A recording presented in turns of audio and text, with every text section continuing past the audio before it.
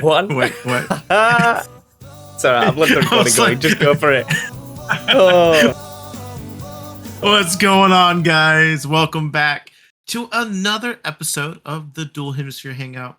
My name is Luke, and joined with me each and every week, I do have my lovely co-host, Jake. Jake, my man, say hello to the people. Hello, everyone. We've had an eventful morning. We're 32 minutes late, and it's all because of me. No, I woke up and I couldn't hear out of my right side, and I've had this before. I must just run hot when I sleep, so I've probably melted all my earwax, and it clogs up. And it's such because it throws your balance off. It's really weird. Like, I got up out of bed, and I'm like almost wobbling, and then I was like, "Wait, yeah, you do a bit of clicking," and I was like, I can't hear anything out my right side, so I got to sit down on my PC. I'm just clicking away, looking at like products that I could get in terms of like, because I've tried the olive oil stuff. It doesn't work. You just need like the wax dissolvers. And it's so weird because I couldn't hear out my right. So I'm flipping my headset over like, is my headset broken? And then I realized, oh no, it's me. I'm the problem. I just can't hear. So if you see me dabbing my right ear, it's because I've got drops in there at the moment, and they may be leaking all over my very expensive headphones, and I don't want that. Yeah, no, that's fair. That's very fair. No, but we've got bigger fish to fry. We do. We have potentially, ever since we started this podcast, we've been talking about. I think we started this podcast talking about Z-A, and damn near 54 episodes later, a little over a year later, it's here. It's here. It's here. It's been here for Jake for about 3 full days. For me, about 2 full days. Do you know your playtime? And nah, but I'll maybe put in about 8 hours or so. How about yourself? Bad. Is it already over 20? Yeah, it's 24. Oh my god.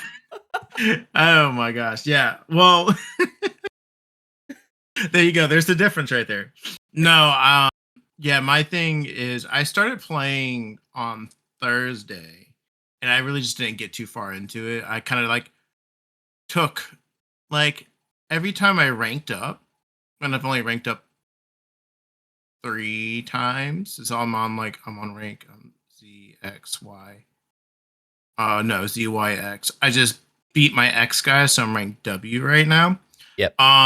So I'm right there story wise. And it's been fun. I've been enjoying it quite a bit for sure. It's it's probably the best Pokemon game we've had in the past 4 years, maybe 5 years. Yeah, It's trumped for me so far. It has trumped Legends Arceus as it should. It's a successor.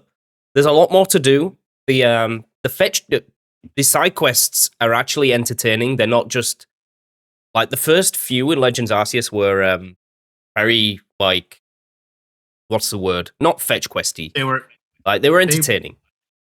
Some of them, yeah. And the then, first couple, yeah. And then once you got to about 20-ish, it all went fetch questy. Like, go bring me this, go bring me that. These side quests are actually pretty decent.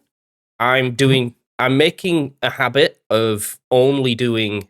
Once I get all the side quests assigned to me, I do them all at the same time, and then I will do the main story. So I'm way behind on the main story because I think the main story playtime.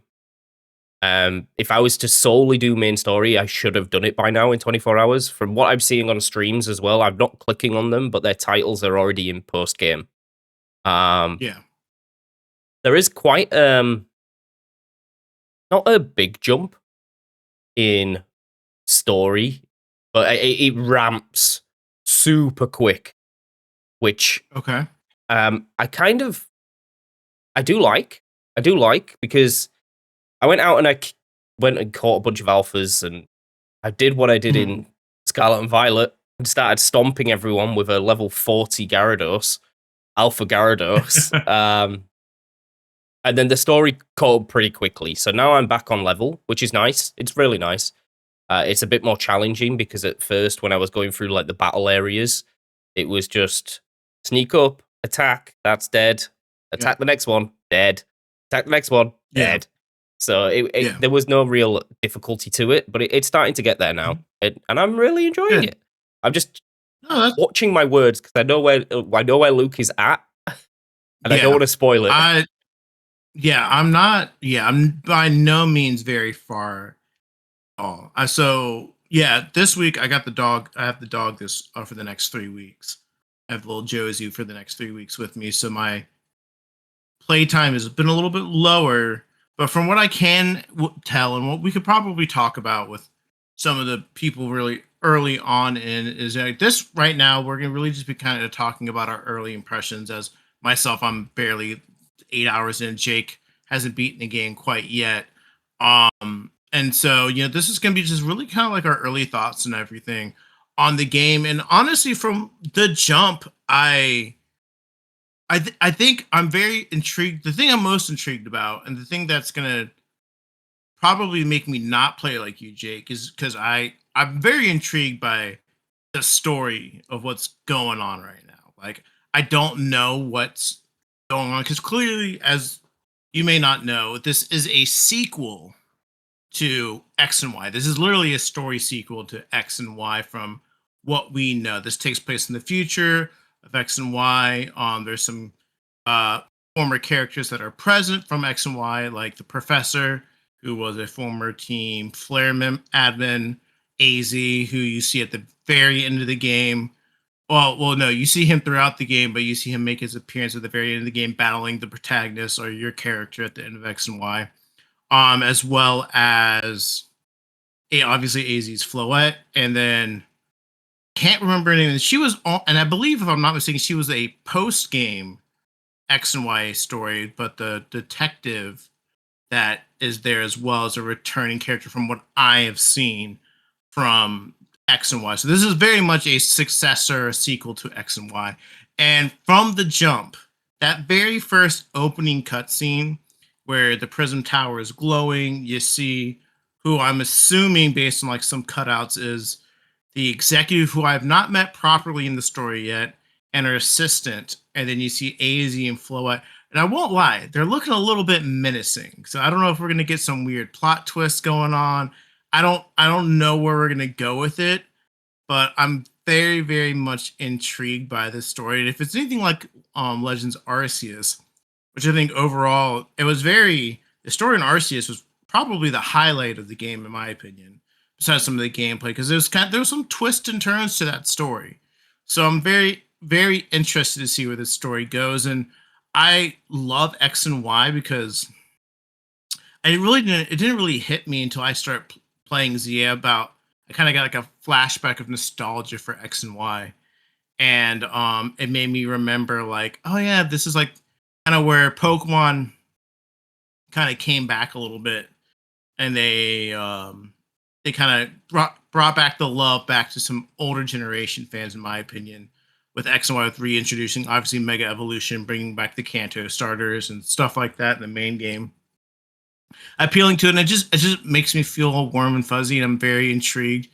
And I'm remembering so much from X and Y, like the story wise and little sceneries and stuff like that. So it's really cool. I'm really enjoying that fact that it's a sequel, and while it is a standalone story, it is a sequel in the sense of X and Y. It's like a nod to those who played X and Y. If you haven't played it, I don't think it's going to affect the story that much. But if you have played it, it's kind of like a love letter to those who did play X and Y back in the day. Yeah, it's I didn't really play too much of X and Y. I've played through it. I still, whenever I go for a replay, the gap between Gym 1 and Gym 2 always gets me. Always gets me. It's like it's half an hour to 45 minutes of solid gameplay if you were to try and steamroll it. It's very big and a lot of cutscenes. I don't really mind that they're not following the whatchamacallit, the story as such. It's a weird one because I don't want to spoil. I don't want to spoil for you, Luke, because the story Okay. is not as slower paced as what Legends Arceus was. Legends Arceus was a Okay. really slow burner until you hit like the last scene, and then you find The out last, that like, hang couple on, pages. Commodore's evil. Yeah. Volo, who comes in semi post game, is also evil.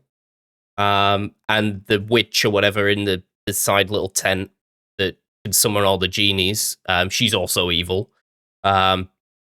This one's a way more balanced storyline. It keeps you invested throughout, because I feel like throughout Legends you kind of forget what the story is, and it's it was a collection game, right? It was, you go out and you catch the Pokemon, and that's how I'm Yeah, you treating take this on the one. totems. Okay. Yeah, that's how I'm treating this one. So every time I get a new wild area, I'm instantly going to master it. Like, I want to catch all the Pokemon in that wild area. I haven't seen any mechanics in terms of upgrading wild areas, because I don't see where the Pokedex is going to get filled out. Like, I'm sitting at about 150 Pokemon at the moment. So I don't know how close I am at there. I feel like I have a lot of the base evolution, so I just need to bump them up. But I don't know the extent of the Pokedex, because I didn't want to look, because there's a whole bunch of spoilers out there. Yeah. I have seen, I don't think this is spoilers, I've seen 3 new Megas that haven't been officially revealed. So there are 3. I haven't seen squat. I've only seen a Mega. Yeah. Yeah, I've only seen. They do space them out. 2 of them are very close together. Okay. But they are interweaved with the story. You won't get, from what I've seen, you won't get a new one from any type of on the map event. Okay. Or it will all be tied interweaves with the story. You'll have inklings, because you'll see characters and everyone's like, got like a mega ringing. Yeah. So like you've seen Vinny first, right? The secretary, the guy Quasatco Inc. Yeah. I haven't seen his team yet, but I'm assuming he's gonna have a Mega Lopunny. He's got a Bunary, the bunnies in hat. So you could sort of guess at stuff like that, and mentions within the story of certain Pokemon. It's like, okay, maybe. I'm intrigued by that, because you mentioned, because I'm assuming because there's an offhand comment I think that Tawny made, like, in the thing, saying like, oh, most people around rank H or G get access to Mega Evolution, right? So I'm thinking at some point, because I just know Pokemon very, very well, at some point, some shenanigans are going to happen, not relatively soon, but maybe within the next couple of, like, letters to get to me to where that is. At first I was like, damn, they're really going to make me grind from Z all the way up to A. And then as they were talking about it, and then I was like, man, I've already put in 8 hours in, and I'm not like rushing by any means. I'm taking my time, but I'm not like going at a very slow pace. I'm like, damn, that seems like this is going to be a really long game. And then my dumb ass goes on to look how long to beat, and I see the time frame, and I'm like, oh, something's gonna have to happen at some point to bump me up to where I'm getting it. I don't know for sure, I don't think it's but I'm spoilers, assuming, but you skip. I thought the exact same thing. I thought, oh my god, this game is going to be amazing, but is it going to be a little bit grindy, making me go through 20 odd or so 26 battle. You skip. So that's where it comes from. That it's really weird. I can't say I was disappointed, but I was also glad at the time, because when that event happens, the battles aren't challenging at all. Are you finding this? That you're going into like the battle areas and you're not really relatively. I mean, again, I've only taken on 3 of like the quote unquote boss trainers, I guess. And I've defeated them with relative ease. And then when I go into the wild zones, I pretty much defeat everything relatively to ease, other than like the fact that I forget to switch out at the right time before something dies or something like that, or anything like that. Like, just honestly, not even like um difficulty, just human error aspects of losing like Pokemon. So I'm by no means having difficulty with anything level wise. So yeah, no, I would agree. I was like, so yeah, so that's what I was thinking. I was like, okay, she mentioned that really offhandedly. I'm like, it's like, man, it's like I feel like that's gonna be, I'm gonna get megas. They're gonna introduce Mega Evolution, and Megas, in my mind, a little more than less than a little over halfway through the story.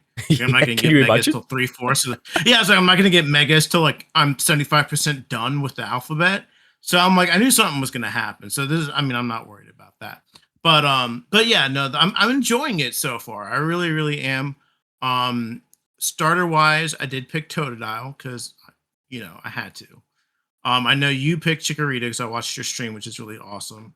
Poor Pet Tepig is just sitting out here to dry, but maybe someone will pick him up. Um, but the beginning of the game, it really just kind of throws you in. Like, that's one thing I like about these games nowadays, is they pretty much they were handholdy. Like, the first 3 hours is pretty handholdy, I will say that. But they really just kind of introduce you and really give you a really good exploration of like how to navigate the world, how the battles work, the day-night cycle really, really well. Um, we go right after you get off the train, you go right into picking your meeting your starter Pokemon, and then going into a battle.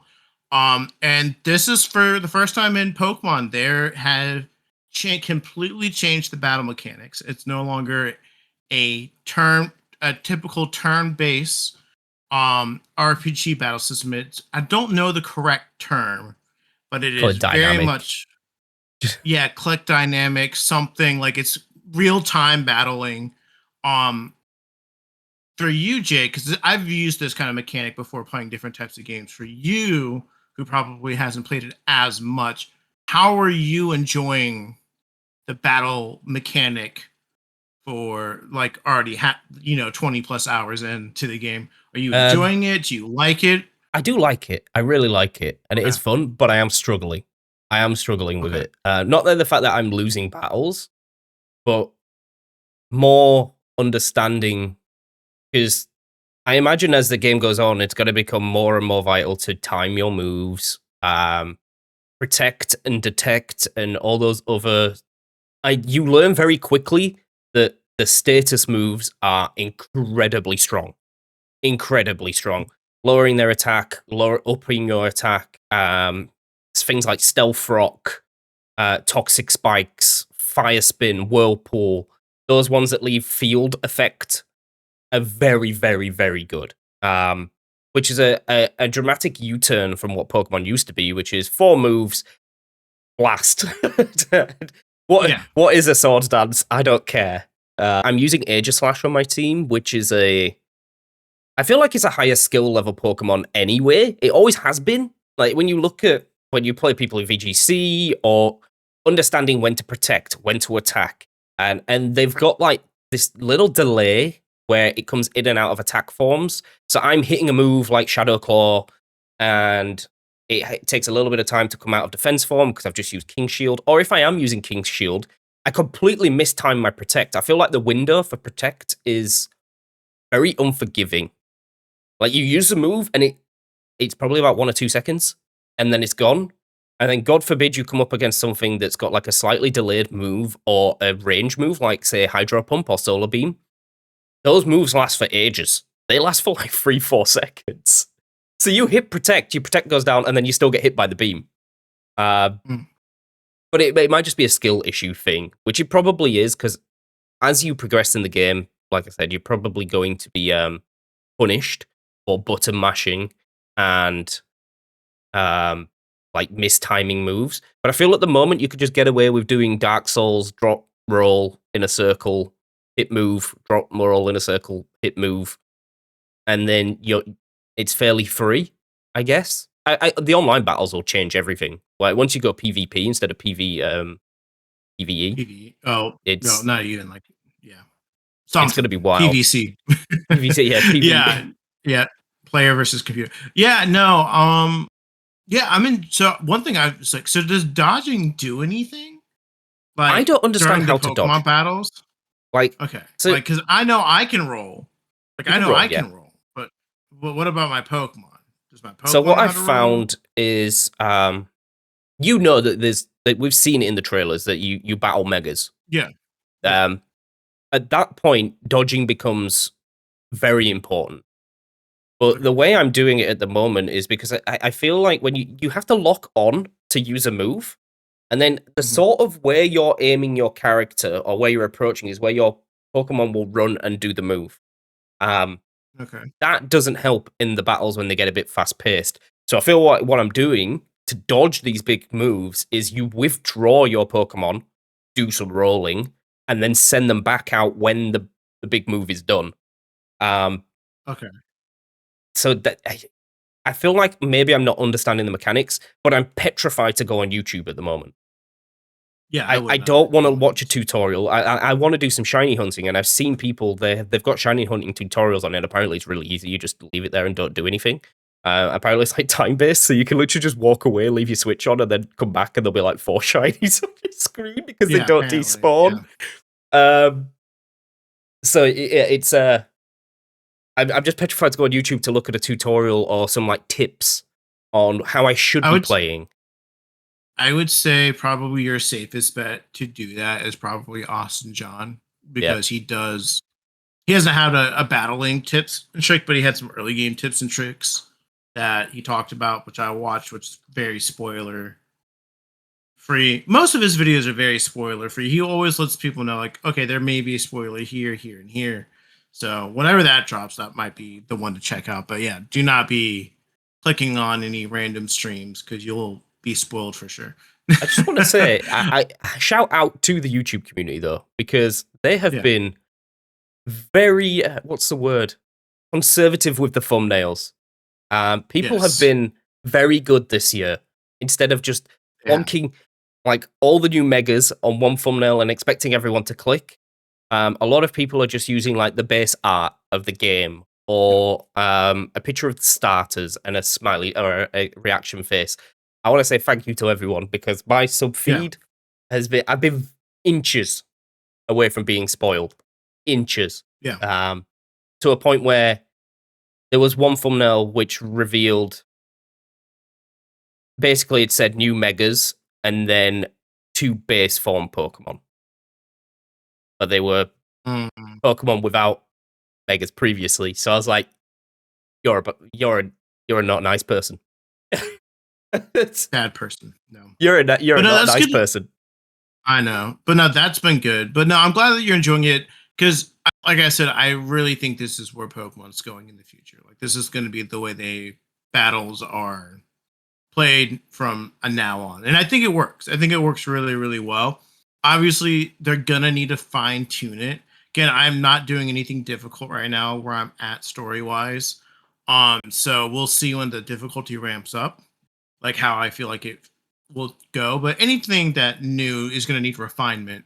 But I'm glad that I don't hate it because again, I like my Pokemon a very specific way.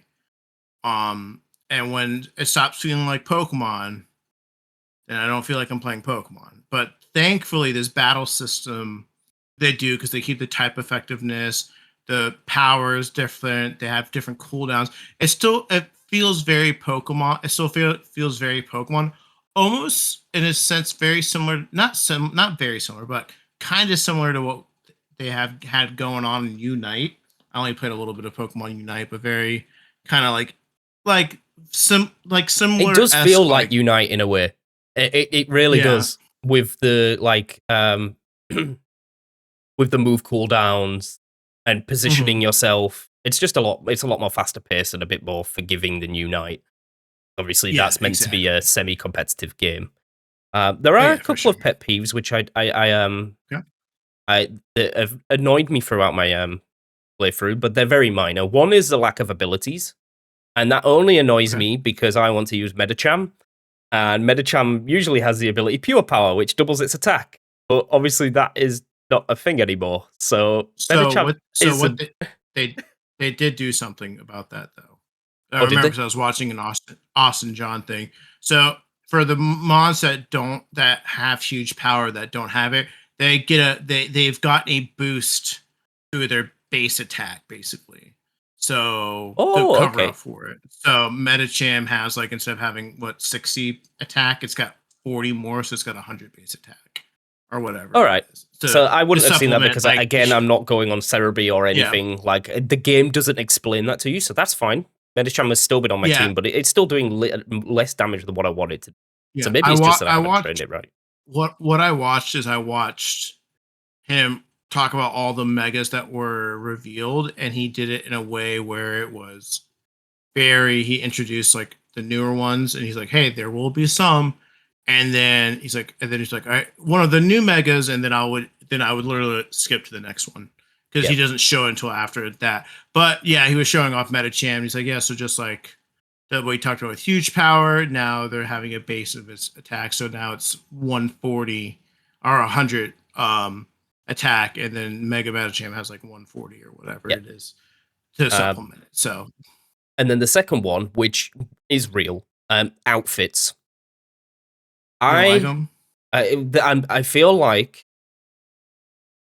they're just not fantastic. I'm playing as a male character, and a lot of the outfits that I'm being given are very like female pushed. Like, I don't want to run around in a miniskirt, especially when I'm doing like side quests.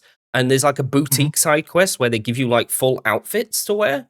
And a lot of like the full outfits don't really fit the vibe that I'm trying to go for. And I feel like 90% of the stores as well don't fit what I'm going for either. And I still haven't unlocked glasses. Not sunglasses. I want to wear glasses. Regular glasses, yeah. And I still haven't unlocked them yet. Yeah, I would agree with you on that. I don't know. I think I think about it a lot, like with Kalos in general, and just like Pokemon, even like a Sword and Shield. Arceus, there was no customization whatsoever, other than like a couple things here and there. I'm very basic with my fashion choices, right? I just want a nice pair of jeans, maybe a t-shirt and a beanie, and maybe a jacket. That's kind of like what I'm good with. But I'm happy for the people who do want to have all that crazy character customization. Like, because there's a lot there. I mean, I've seen some crazy, like really cool looking characters, like designs that people have done on like Twitter and Instagram and TikTok and stuff like that. They're very loud. That's the best way I would describe it. Very loud, and yes, I would agree. A little bit more tailored femininity to like a lot of the outfit choices. But I'm just not a loud person fashion wise. But I know for a fact people like Phoenix are ecstatic with the customization options. Like, Scott said in one of my chats, he's like, he's going to make it the biggest edgelord possible. So he's going to have like the gold eyes, the gold jacket. Yeah, exactly. Right. So, I mean, for those who want it, it's there. I think for us who are very basic in our own attire, we just want like, dude, just give me a hoodie and some jeans. It's just missing it's missing the basics of like just like I'm wearing cargos at the moment, a white tee and a bucket hat. Like I just want a bit more of like the basic, like maybe just different color. Maybe I'm missing it, and I just haven't gone through the menus. That's what I'm thinking too. That could be the case, but every time I go into a shop and I want to look for like a different like print or like a different t-shirt or a baggy t-shirt, I'm not seeing them yet. But maybe that doesn't fit like the aesthetic that the developers were going for. All on a caveat saying this is a million times better than making me wear a school uniform. Exactly. Anything's better than the school. I'm not complaining to that, but the Scarlet and Violet was so goddamn bad. That was bad. The only thing you could customize was your face. That was it. And some gloves, if you wanted that at the most. Yeah. No, I'm very happy about a lot of things. I like the customization. I'm happy for people who want that. I think going back to Jake, I think we just need to go like to the slums of the town and look for like a basic t-shirt shop, because I'd be walking in there and they'd be charging me like 10 grand for a shirt, and I'm like, bro, I need a basic ass shirt. Do not charge me $15,000 for It's some. it is For very a shirt. expensive as well. I paid a lot It for is just very. some cargo. I know. I know. A- I was very Another thing that surprised. I didn't realize until maybe about 10 hours in is that I was like, Okay. where are my waypoints? I see people like pinging around the map all the time. You actually have to like go in and interact. And there's some stores that are really important that like take the colorful screw dude. Okay. Have you met him? The construction guy? Colorful. Yes, at the very. Yeah, yeah. He gave me like some stuffed animal or something Yeah. So those thing. plushes are actually insanely important. Oh Those shit. Okay. plushes are so they are Thank you. charms. I was like, I Yeah. didn't So, even know it. I was like, uh huh. no, they make your gaming experience way better. So Okay, you know cool. the blue Pokeballs that you'll be seeing around, those colorful screws. Have you seen them yet? They'll be on What are they? scaffolding and stuff. They're like blue I Pokeballs, like on the I've floor. seen. Okay, I've seen those. I've never gotten one because I don't know how to get figure out the scaffolding shit. So Because they're the always scaffolding is meant to be like hardcore parkour, like pretty difficult. You'll need to okay. like roll in specific places to push yourselves off the edge. And then you'll get onto specific areas and climb up ladders and stuff. Okay. So they're meant to be like a little parkour challenge. Later on in the game, you get something like an ability like Hisuian Bravery that makes it a bit easier to get the Oh, extra. cool. There are more. So there are like traversal effects in a way. But make sure you collect those, go back, and you get to buy these plushies off that guy. So it's just up from in the vert area. To get the waypoint for it, though, you have to go in the garage behind him. If you don't go in the building, you don't get the waypoint. So I'm like, why do I always have to fly back to the Pokemon Center and walk up to get to a very important NPC? This guy is like, he's a trader. But what those plushes do, so they've got 3 or 4 levels depending on what you buy. The first one is like it's like the EXP share. You get more EXP. So the more times you level that up, the more EXP you get from defeating Pokemon. That's like the red one. There's a gold one which makes you get more money for defeating battles from battles. There's a green one that does, I can't remember. There's a purple one that does the mega shards, so you get double the mega shards. The more you increase the plushie level, the more mega shards you get from breaking them. And then there's a blue one, and the blue one is the catching one because the catching rate is insanely low. So I have maxed out that plushie. Good. Okay. I'll have to definitely hop on and do more of that. That's cool though. No, I like that. I like, again, I'm barely not even 10 hours in yet, so I have a lot more to discover. So I'm really looking forward to it. Yeah, catching is one thing I know as well. Is a little bit more difficult. I bumped into an Eevee randomly, and it had the low. It was like one thing. I'm like, I had At one. least they don't run off. Yeah, they don't run off, but they will attack, and then if you don't catch it, like if you don't waste 100 Pokeballs or whatever to catch this Eevee, you kill it, you got one shot. And that's the best. And when you kill it, that's when the catch rate's the highest, but it still Correct. isn't a very It's still low. catch. Yeah. So, what else? There's a couple of other things I wanted to talk about. We talked about the battles. We talked about the Pokemon, the graphics. So one thing I'm playing on a base first generation, like maybe second generation Switch.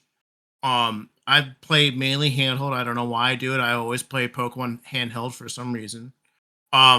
It runs very, very well, and I was really worried about that when I got it because I'm like, oh god, is this going to run like butt? And I will say, it runs really well. When I have docked it, and I'm playing on a 72-inch 4K TV. And the Switch by no means can maximize the resolution to the point where it should be on that TV. It looks great. The colors look fluid. Textures look decent. Nothing crazy to write home about. I'm not looking at my dew particles on my grass. Um, I will say the only thing that I've noticed is obviously the draw distance. That can be a little bit frustrating sometimes because when you're running, at least on the Switch, the people will. It's not like a bad pop in, but you'll be running and then it'll take a quick second if you're running a little too fast. A character will pop up like in the corner of the map, and when you're specifically in the battle zones, when you're trying not to be spotted, like if you're running and the character before you notice the character turns a little bit, then it'll do so. That can be a little bit frustrating just on the Switch run. But from what I've seen on your streams that I've watched, um, it runs really well. So kudos to the Pokemon Company for putting out a game that runs on the Switch. Because I was really worried about it. I was like, am I going to have to get a Switch 2 to play this game and enjoy it? And the answer is no. It runs really, really well. So if you're worried about not having a Switch 2 to play this game, you're good on a base Switch or an OLED. It runs just fine. That's great. That's great to hear. I was going to ask, like how it ran. I think they have tailored it very well. Like the mega arenas are fairly small, and there's not a lot going on in terms of being out in the open. Like it's you versus the mega with a couple of bit of extras. Like it's there's nothing that I see that the OG Switch couldn't handle. I think like the wild areas are very well tailored. They're not insane. The spawn rates aren't like the Scarlet and Violet update, Switch 2 update, where everything was just like, boom, here, have 50 Pokemon on your screen. It's like, yeah. But yeah, I'm really glad. Switch 2 flawless, absolutely flawless. I've seen one frame drop in 24 hours of playtime. Where did it drop? Was there too much going on the streaming screen, and that's why it dropped, or was it just? I don't know. I feel like it maybe been like a bit of a like an overload on memory. It was just running. Okay. I was just running and then traversing areas, and then it just kind of like stuttered for like a split second. There was a bit on stream. I literally say like, "Oh my god, that's a frame drop," and then it all went back to normal again. So maybe you know what it could have been? It could have been that there was something in the background running on my Switch 2. It could have been like a download started on Silksong or a background update, which will have drawn a little bit more power away. But of course, it has been absolutely flawless. There's not really a bad thing to say about performance, really. Like anyone complaining about that is you're just wrong. You're wrong. Yeah. No. No. I mean, performance it runs great, and you can be a stickler for your graphics and your textures and certain wonky things, but at that point, you're nitpicking, in my opinion. There is one thing that took me out of the immersion. So the outer sandbox, should we call it, outside of the city. So when you go up on a roof and you look out, I would have liked it to be a bit more fuller. Okay, fair. It's very, the whole trees thing with Pokemon. It's very that when you look outside of Lumiose, when you're up high, but that's only when you're up high. But if you look out at the mountains, it's very jaggedy. There's one or two trees. The textures aren't fantastic. It broke my immersion for the slightest moment when I went up and I had a look and I'm looking at the tower and it's beautiful, and the way they've done the pastel sky makes it amazing to look at. And then you look on the horizon and it's just it's not there. It's not there. No, I'm very no, I mean, I think everyone has the right to what they want out of Pokemon. I just think, for me specifically, I think, and I've been getting this so much because I've been playing Time Stranger, and it's just like people praising Time Stranger and then praising and not praising praising Z-A. And so and for me, I'm like, okay, I just look at it. I guess maybe it's because I look at it in two different ways. And I literally just like, this game was developed for the PlayStation 5, PS4. I think it's PS5 exclusive. Time Changer. This Pokemon was in development. I think this game was in development for 4 or 5 years. Designed on the Switch. These are two very, very different hardware systems that are nowhere near each other, graphic wise, stability wise. And everyone's argument is like, well, Tears of the Kingdom. And fair enough. I'll give you that. Fair enough. I don't know how Nintendo worked their magic to get that game to run as flawless as it does on the Switch. I don't know. I don't know how. It's a gaming miracle. I don't know what wizardry they did to fit that into like an 8 gigabyte game. I don't know what they did. But compared to Tears of the Kingdom, this is on par, in my opinion, with every Nintendo game. Yes, very much so. I agree. It very much is. Any base party Nintendo game, not a third party game, but a base party Nintendo game. Like, have you noticed? Mario? Have you jumped up on a ledge yet, or dropped down? They've used, to my ears, it sounds the exact same as Link's. Oh, yep. It's like, I was like, that's a borrowed asset. Exactly. And so, like, I hear that, I see that, I'm like, we're tossing stones at the sturdiest house, which is Nintendo, because despite what you're saying, I saw this report which kind of blew my mind. Apparently, again, this is technically a leak, but it's not a spoiler leak. Someone got a hold of the budgets for the last couple Pokemon games and some upcoming games, apparently. And apparently the budget for this game was like 100 million yen, which equates to $10 million. It cost Nintendo $10 million to make this game, right? And so, to my knowledge and to my idea, that is jack squat. So, and I don't think, and people can point their finger at Pokemon, and you can point your finger at Nintendo, but this is why they are one of the most profitable fucking businesses in the entire fucking world. I bet they made that in the first 30 seconds of pre-orders. Exactly. If you have a $10 million development budget for a game that's going to sell close to 26 million copies in its life cycle, you know how much of a profit that is? And then people were like, well, why can't they put 50 million or 100 million? Could you imagine? I'm like, yeah, I could imagine. And you know what would happen? They would lose money. And that's the one thing Nintendo would not ever do. Like, they don't need to. Which, again, like, sure, guys, give them like an extra 50 million to make the graphics look a little bit better, or give them more time to put more staff to push out their game quicker. But that's just Nintendo. That's how Nintendo's been making money for years. I can tell you right now, Mario Odyssey probably had a lower budget than this, and it's shipped like hotcakes. Okay. Yep. So I just saw that and it just made me think. I'm like, they did this with 10 million. You know how much fucking? No wonder. They don't give a fuck. Like, it's not that. That's not the way tech works either. Look at the mobile industry, like the mobile phone industry. Mm-hmm. You never get big updates ever to hardware or graphics. It is always drip fed, so they have headroom to develop ahead of time. So the next product is always better. The next product always has to be better. That's the thing. So you'll never get, let's just dump 100 million on the next Pokemon game and make it insanely good. But then the problem comes in is like the next Pokemon game has to be even better. The only free license they've got really to be worse is if they make a remake. Yeah.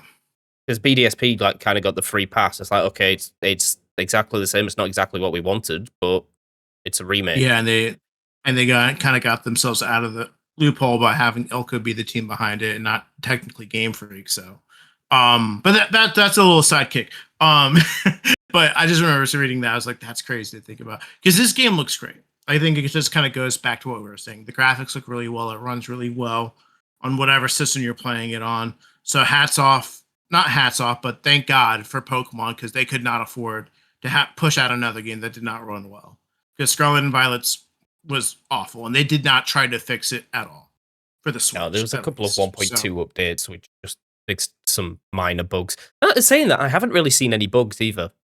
I'm trying to think of... There has been a couple of times when my Pokemon have, like, jammed into a wall, and then they just get... They get one-shot because my moves aren't landing, which is a bit annoying, but that's more of I wouldn't call it a bug. More that, yes, I'll just, like, pull them back, throw them back out again.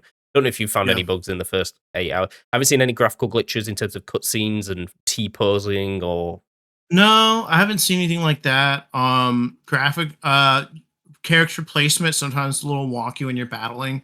So when you toss something out, like it will get stuck, or you'll send out an attack for like a bubble beam, and Totodile will decide to not walk around the bush but try to fire a bubble beam through the bush at whatever the fuck it is. So like there's little things here and there, which again is going to come with more fine tuning and stuff like that. Like there is one thing that really annoys me. Okay, it's the day-night swap and how it resets. Okay. And I've been battling alphas, and the day-night swap comes and it resets, and it puts your alpha back to 100 HP. And I'm already at like 10% health. Oh my god! So then you have to go in and heal everything up and go through it all again. Yeah. I wish that was a case that if you were in an active battle, it would hold the day-night cycle. Maybe, so if you are battling an alpha, it knows that you're battling alpha and just hold that dusk setting until that battle is done. That would be pretty handy to have, I guess. But that could be something they might actively listen for, And so that's, I think the day-night cycle, I haven't had too many experiences with it because I'm still very early on in the game. Sometimes, but I will say I feel like sometimes they're like so infrequent. Like I feel like sometimes I'm barely in the day, and then I'm in the night for the longest fucking time. So I don't know like what they do with that, or it might just be me, but it's specifically. I've had that feeling, but it's definitely you, because if you look at the map in the top left, there's a timer that goes around it, and you can see how long's left in the day and how long's left in the night. I've not seen that shit. I've not seen that shit. Playing handheld, it will be very small. I mean, I'm playing on a 32-inch TV monitors, so but you'll notice it now. Well, now that I've said it, it's like, oh, yeah, I'll look. Okay, so it is timed. Yeah, no, because I was saying, because the cool thing is, and the fun thing for me is, I've already gotten my first shiny in Z-A. It was a full-on one. It is a full odds. Okay, I'm assuming they have like it's a mandatory one. I'm assuming they have like the Arceus thing for like a shiny. Correct. I don't know what Pokemon it is yet, so don't spoil. I won't tell you. But yeah, it's there to show you what the sound likes, what they look like, and they also have a really pretty effect, which you will have seen. Which is sparkle. When they're just stood in the wild, they still sparkle, which is really nice. Yeah. Unfortunately, that doesn't happen when you send it out when you catch it. No, it does not. But yes, this was the most stressful shiny. Thank God I watched Austin John Plays talk about shiny hunting a little bit, so I kind of knew what to do. So I'm walking by. I was on one of the main streets passing the boutique. I hear the sound. I'm like, where the fuck's this shiny? I'm like, because I'm not in a wild zone. I'm just walking down the fucking street. And I'm like, where the fuck's this shiny? I'm looking at the streets. And then I see what it is. It's, spoiler, it was a shiny Baneri. And it was triangled in between a building, a ladder, and a fence that I could not get to. I could not. So I immediately dropped to save. And I'm like, how the fuck am I going to get there? Because right next to it is one of those elevator things that you would go up. But it's out of order. Yeah. Yeah, but it's out of order, and it's got like a dig thing in there. So I'm assuming I'm going to need dig to like move it out of the way. I'm not there yet, so I'm like, what the fuck? So I'm like scouring. I'm like walking around this giant building, looking for on the rooftops to see what connects. And eventually I have to walk like halfway down the block, take a corner, and I find a small ladder. I climb up it. I'm like, can I get over there? It's like, there's a grass bridge. I saw that grass bridge that connected. So I literally scavenged the rooftop. It takes me like 10-15 minutes to figure this thing out. Drop down, catch the Baneri, and then it's dusk. And that's why I was like, I just felt like it just it took, the time was so quick because I'm like stressing about this Baneri. But I did get my first shiny Pokemon, which is really cool. Little Baneri, so it's automatically going to be on the team. Even though I'm like, God, I wish it was a different Pokemon because Yeah, you got a Mega with it though. You got a Mega shiny. Yeah. It's a male though, so you know, I can't. Males can have thick thighs as well. Sometimes they can. I was like talking to my roommate, and I was like, "Oh, it's a bunny." He's like, "I hope it's a girl." I was like, "It's a guy." And he's like, "Release it," and I'm like, "No." But speaking of that, I've had such bad luck with all my. It seems like 90% of my captures are all like the wrong nature. I have had like minus attack Aerodactyls, not in the wild, by the way, fossil res. I've had like mine. Where? I'm like looking up in the sky. Ghastlies are all minus special attack, minus speed, plus attack. Everything I catch has been the worst nature it could have possibly been. No, but that's crazy to think about. Yeah, we're there. And then I think the last thing I want to talk about is, I think with this game, one thing that I'm enjoying, because I'm enjoying the amount of side quests I'm seeing. I think the decks, I don't know what they're called. They're like the professor's challenges. I enjoy that as well. That's how you get TMs. I think one thing we do need to speak on is the user interface. Great, like user interface, quality of life improvements. I don't know if they've done this in another previous Pokemon game. I know they've done it in the ROM hacks and stuff like that. But I like how I can click Learn Move, and I can see the Learn Move set, and I can tab over, and it will literally have the TMs I've unlocked and locked in, and I can teach it like that. Don't know if that's ever been in a Pokemon game before. Maybe it was. I don't know. But that's fucking cool because it's very cool. I enjoyed that. The Pokedex looks fucking awesome. It really gets to see the sprites and the development. They like the quality of life and just user interface and just overall aesthetic of like the menu options and stuff going on. They did a really, really good job with that. And so I'm very, very excited with that. I'm very curious about how online is going to work.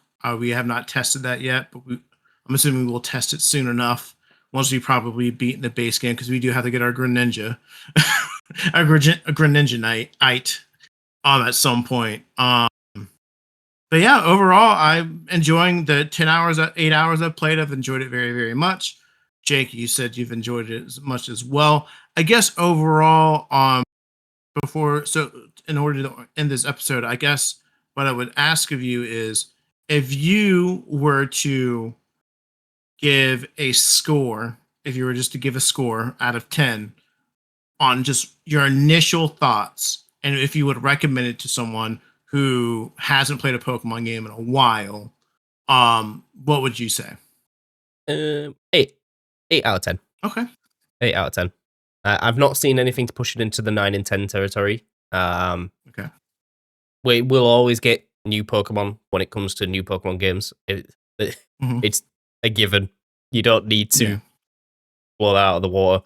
I don't think new Pokemon is enough to push it into a really good game territory.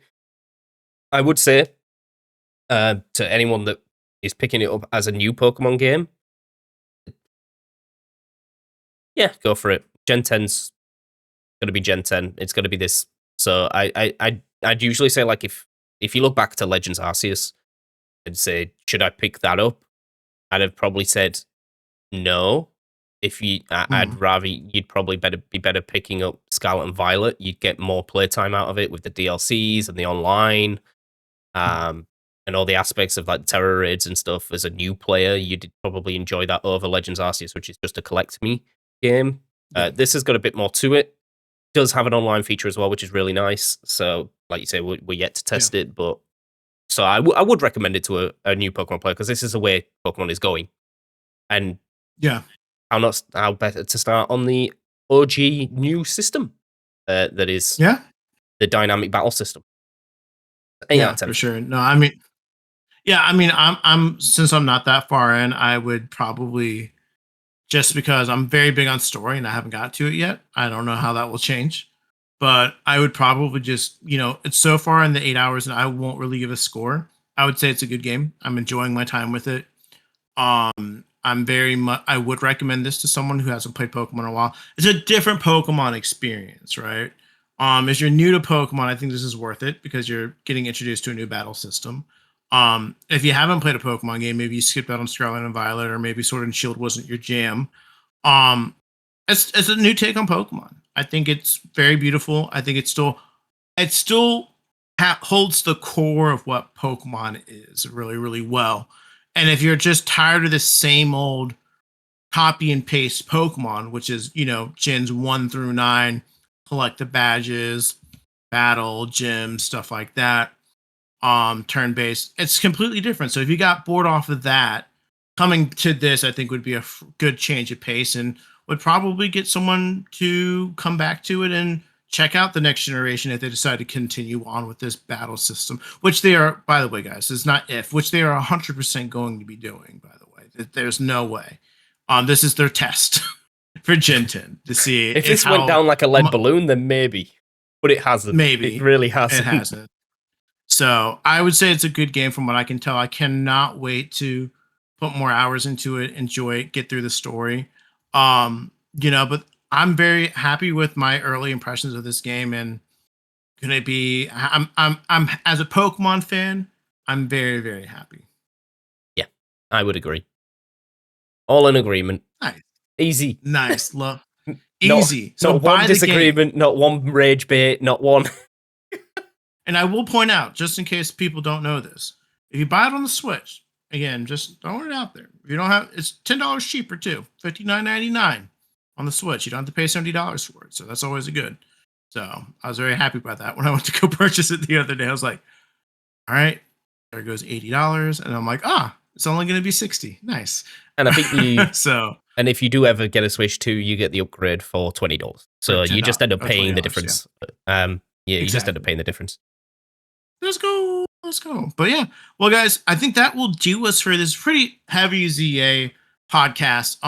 Won't lie, probably the next other episode will probably be even more ZA talk because probably by then we've probably beaten the game. So if you don't give a fuck about Legends ZA, then I apologize in advance. But me and Jake live and breathe for this. Like, this happens every 2 years or so. A new Pokemon game comes out and it takes over our life for about 2 to 3 weeks.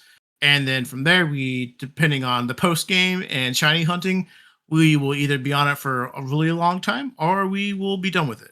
So I promise normal, like just typical podcasting stuff will come back to normal. But, ZA season is out. So, we will be talking about Pokemon just for a little bit longer. So, always tune in for your laughs and stuff like that. And if you're a new listener, definitely check out some of our other stuff. We're pretty funny guys. So. But until next time, guys, we will see you guys on the next episode. And bye-bye.